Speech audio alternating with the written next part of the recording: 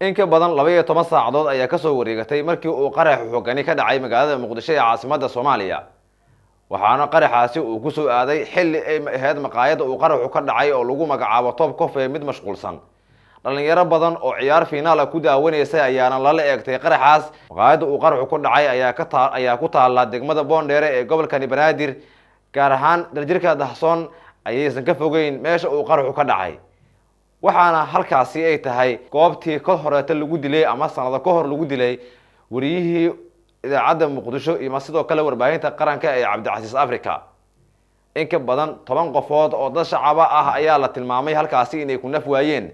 sidoo kalena waxaa ka dhashay qaraxaasi khasaaro iskugu jiro dhaawacyo culus iyo sidoo kale burbur hantiyadeed oo soo gaaray maqaayadii uu qaraxu ka dhacay. dadkii halkaasi ku sugnaa oo badankood ahaa dad dhalinyaro ah oo iskaga kala yimid degmada Boondheere iyo sidoo kale degmooyin kale ee magaalada Muqdisho ayaa halkaasi dhibaato culus ay ka soo gaartay.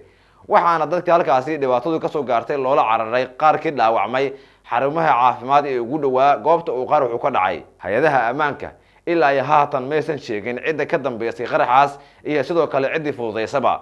waxaana ay goobtaasi tahay meel ay ammaankeedu aad u adag yahay, waxaana inta badan geesaha ka xiga meesha uu qaraxu ka dhacay jadboontiyaal kala duwan oo ay leeyihiin hay'adaha ammaanka, si gaar ah hay'adaha nabad sugidda ama sidoo kale ciidamada hay'adda nabad sugidda ee sirdoonka qaranka iyo sidoo kale kuwa booliiska ee Soomaaliya. meesha sidoo kale waxaa ku xiran ama goobta uu qaraxu ka dhacayba kaamirooyinka waxbasaasa ee CCTV loo yaqaan.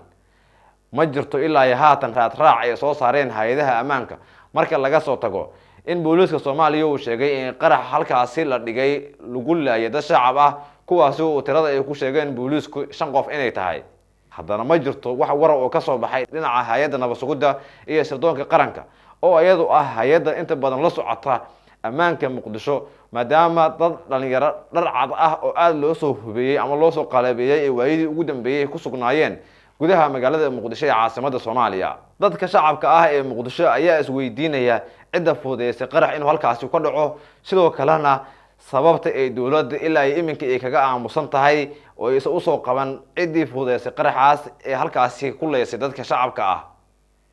waxa uu qaraxan imaanaya iyadoo saacadihii la soo dhaafay shacabka Muqdisho ay si weyn wax iskaga weydiinayeen canshuurta Muqdisho oo la soo sheegay ama dawladda Soomaaliya ay sheegtay in ay ku soo rogtay lacagaha loo yaqaano digital money-ga ama sidoo kale lacagaha telefoonada lagu kala bedesho, taasoo dadka Soomaaliyeed ay badankood ay ka muujinayeen walaac aad u xoogan.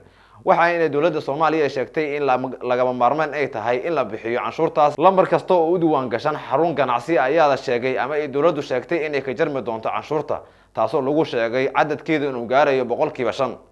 dadka Soomaaliyeed ayaana si weyn iskaga weydiinayay canshuurtaasi waxyaabaha lagu qabanayo, ayadoo dadka Soomaaliyeed ay la daala dhacayaan dhibaatooyin iyo duruufo kala duwan kuwaasoo ragaadiyay Soomaaliya. shaqo la'aanta iyo sidoo kale amni xumada haatan imaanaysa ayaana ugu horeeya. dawladda Soomaaliya ayaa muuqatay in ay waayidii ugu dambeeyay ahayd mid ku mashquulsaneed caburinta dadka, waxaana xabsiyada Muqdisho jiifa dad loo heesto aragtiyo ay dhiibteen, kuwaasi oo ilaa ay iminka qaarkoodna maxkamadaha la soo istaajiyay halka kuwa kalena ay yihiin xukun sugayaal iyo in la soo istaajiyo maxkamadaha. lama oga dawladda Soomaaliya tilaabooyinka ay qaadi doonto oo la xiriira qaraxii xalatoola Muqdisho ka dhacay iyo sidoo kale isla xisaabtanka xiga doona. ha yeeshee shacabka Muqdisho si weyn ayay wax iskaga weydiinayaan sababta uu qaraxu halkaasi uu ku gaaray iyo sidoo kale ciddii fududeysay inuu weerar khasaaro dhaliyo uu ka dhaco xabsiga dhexe ee magaalada Muqdisho, kaasoo ay fuliyeen maxaabiis halkaasi ku xirneed oo qaarkood loo heestay dambiyo culus inay ka fuliyeen Soomaaliya.